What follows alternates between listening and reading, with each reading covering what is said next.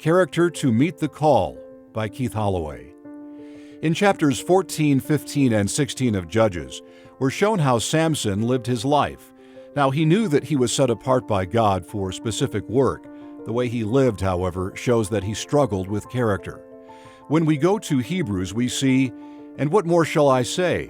For time will fail me to tell of Gideon, Barak, Samson, Jephthah, of David and Samuel, and the prophets, who through faith conquered kingdoms, enforced justice, obtained promises, stopped the mouths of lions."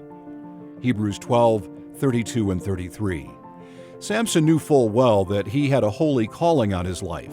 He is named in the Hall of Faith because he knew that he did not have any strength of his own to accomplish these great feats. Despite this, he lived loosely.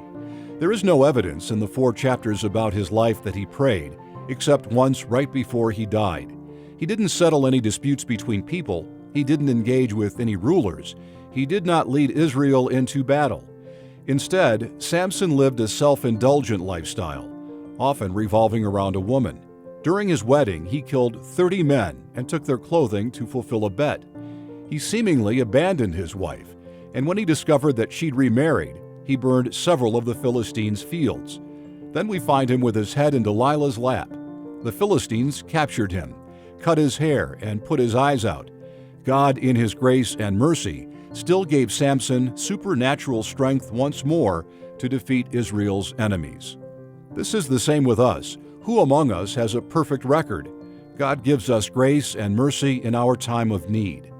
I believe there was so much more that God wanted to do with Samson's life, though, if only his character had come into alignment with his calling. His story is a warning for us to be mindful of how we live our lives. Is your character developing according to your natural self? Are you gratifying your own impulses and desires? Or are you allowing the Holy Spirit to fill you with the character of Christ? Are you producing the fruits of the Spirit?